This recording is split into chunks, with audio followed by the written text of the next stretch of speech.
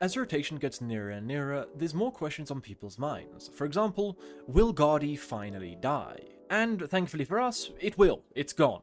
It's actually gone this time. We can rejoice and have joy in our lives once again.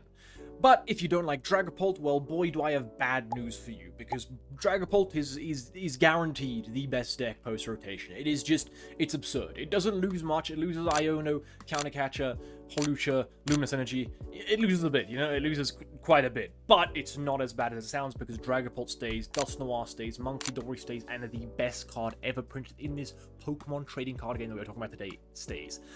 Badoo. Alright? The king of all cards stays. The item lock messiah is here. I'm not religious, but personally, Badoo is the almighty for me.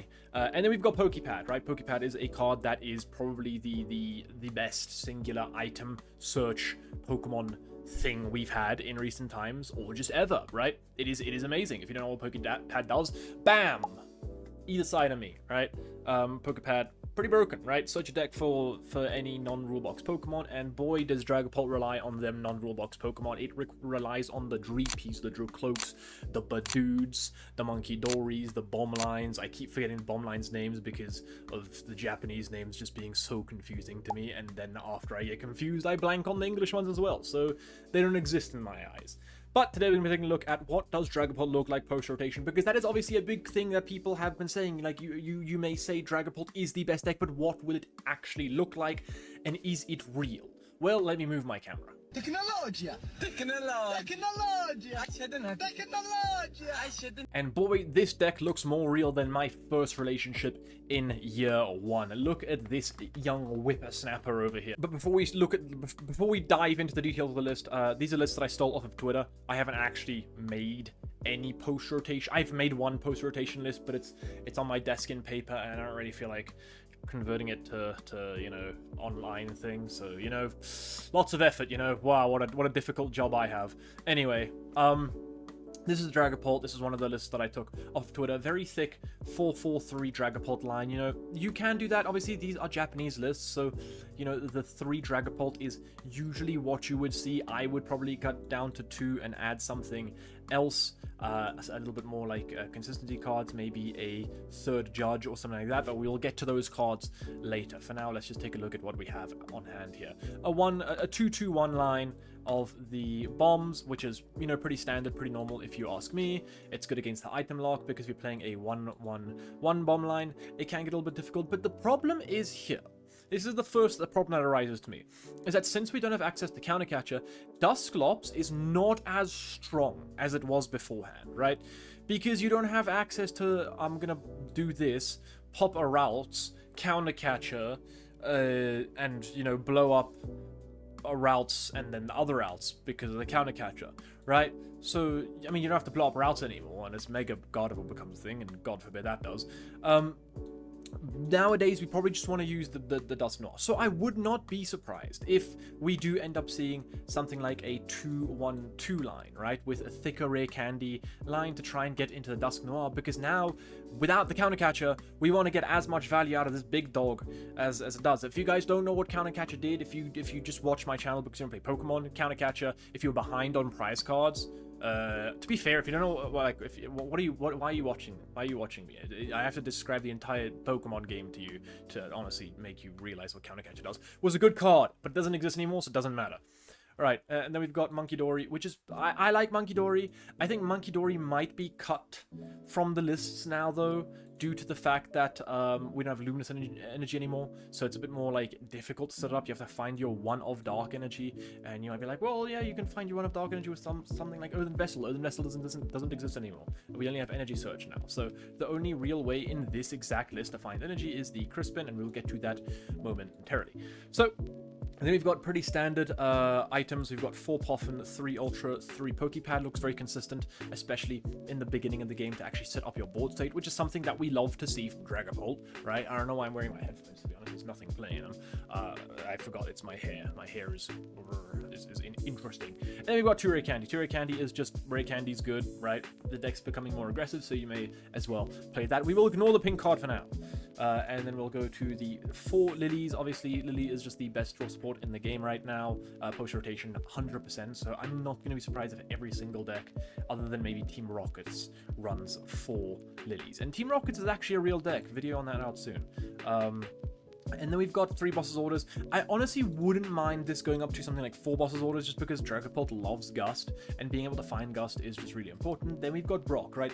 3 of Brock's is, I guess, a little much, but Brock is just a really good card, especially in the beginning of the game. And since Dragapult is going to be so popular, in my opinion, in the upcoming rotation, I honestly think 3 Brocks is perfectly fine. I think having Brocks throughout the entire game is just good. In the beginning of the game, it's great to get your basics. In the middle stages of the game, it's good to get your evolutions, and same as in the later stages of the game, right? And it's not like it's limited to only non-rulebox Pokemon, right? You can go ahead and grab yourself a Latinas and a Badoo, right? And get item blocking straight away.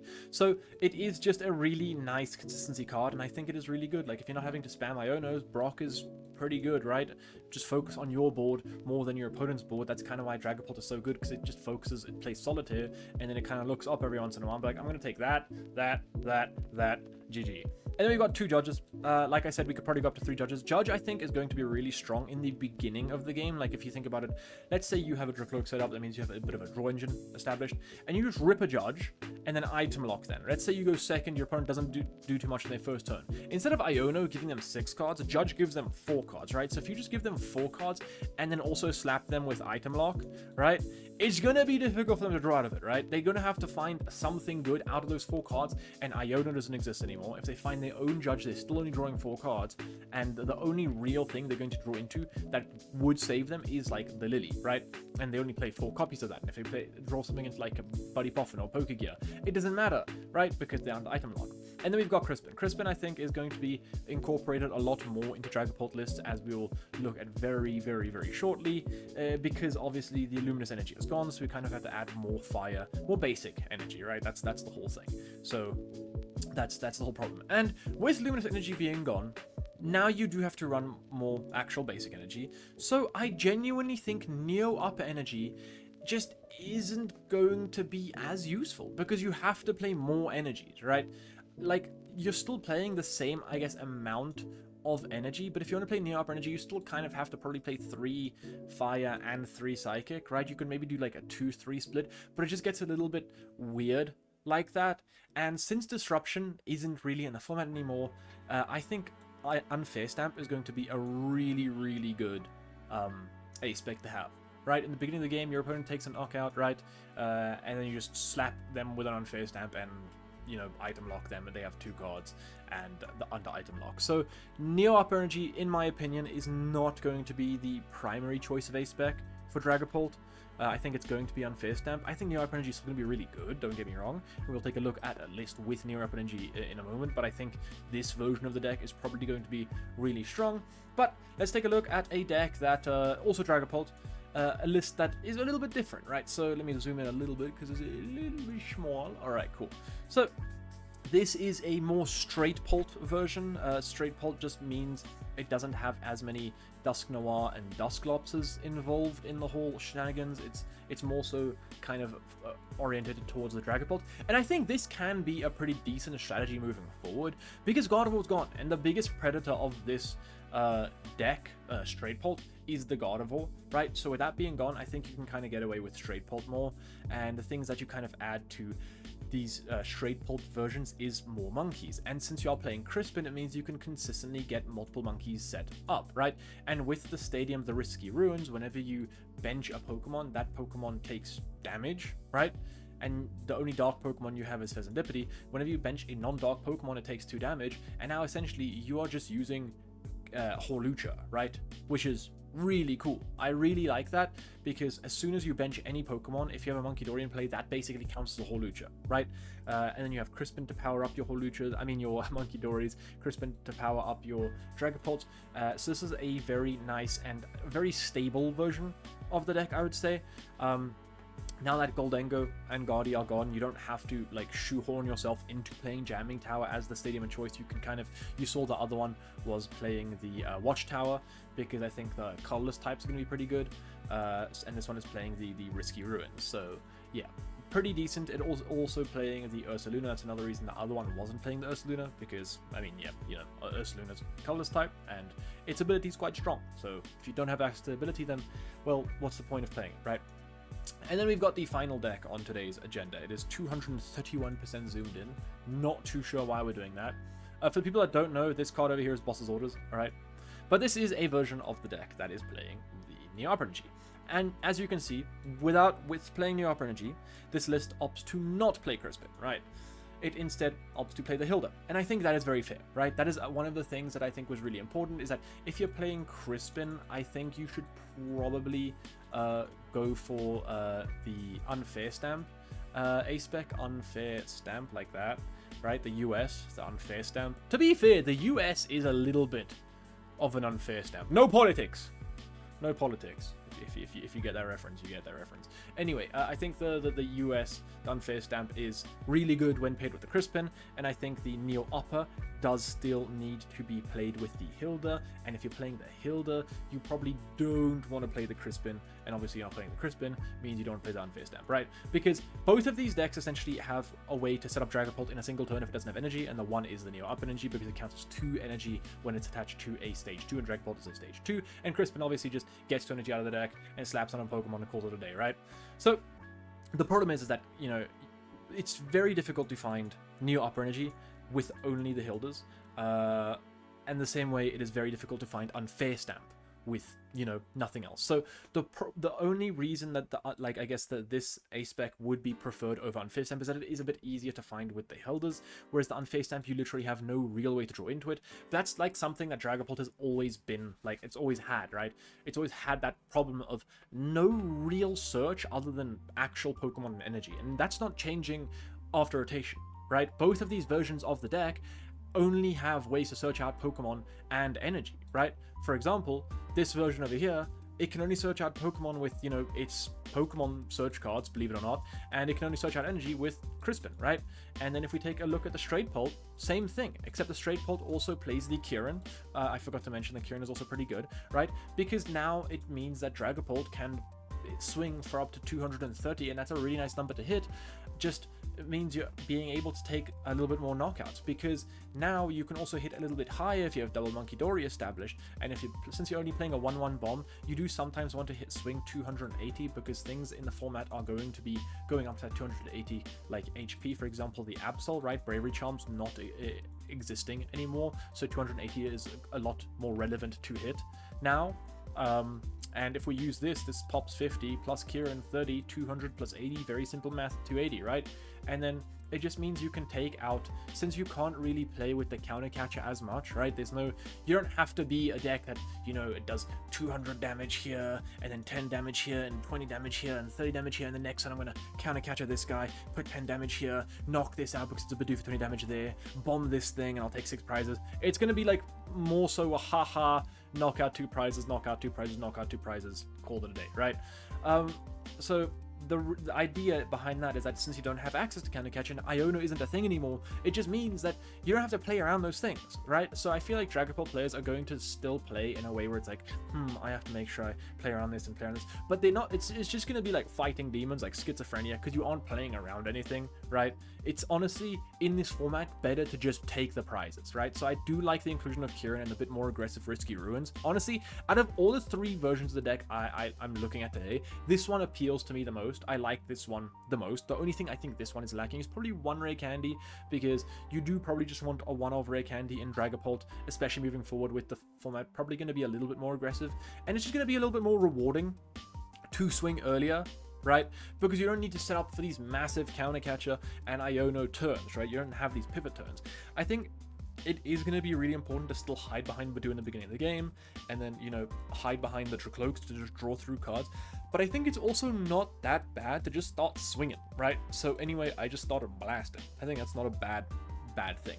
Anyway, back to this list. As you can, whoa, chill out, bro. Back to this list, you can see that this list is favoring the Neo Upper Energy, which means you don't have to play the Crispin because you're playing the Hilda to search for Neo Upper Energy. Instead, it is playing 2 Hilda and also 2 Hikari. I don't remember the English card of this thing, but it searches for a basic, 1 basic, 1 stage 1, and 1 stage 2. Stage 2. Right? Hikari. Yeah, sure, dude. It's Hikari now. One basic, one stage 1, one stage 2. And this one is kind of... Honestly, that's more so personal choice. Honestly, I prefer Brock.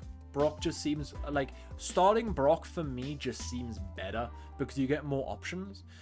Whereas the Hikari kind of just seems like a little bit more weird. Like you can only get one basic Pokemon, right? Obviously, it means in the following turn, you can evolve into something, right? And maybe the Hikari actually isn't that bad because Iono isn't the format anymore, so it doesn't, like, you don't have to worry about holding these things as much as you would beforehand.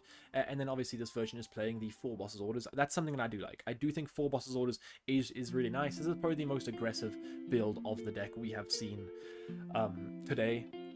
With the triple candy, the still thicker line of Dragapult, and then a 2-2-1 line of the bombs with quad boss.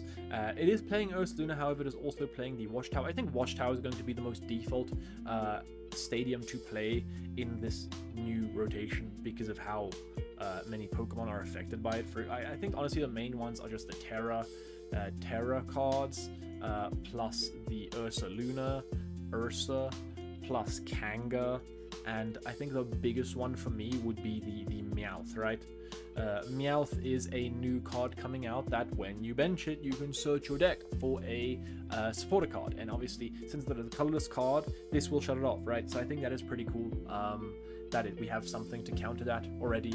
So yeah. I mean, I would love to have a stadium like Pass of the Peak that turns off all abilities from like Woolbox Pokemon, but unfortunately we don't have that. But yeah, if you guys enjoy this kind of content, smash like, smash subscribe. I don't really say that enough. I really should. But yeah, leave a comment down below what decks you would like me to cover. I'm going to be uploading a lot more of just regular Pokemon stuff like this. I'll probably also be uploading gameplay on this channel as well moving forward. I'm going to move away from the documentary stuff and kind of just lean into the more competitive stuff. And there's a big ass fly behind me. Holy shit. If you guys want to join the Discord, I'll leave a link down below. We have about 600 members right now, so yeah, it's growing quite big. But yeah, if you guys enjoyed, smash like. Thanks for watching.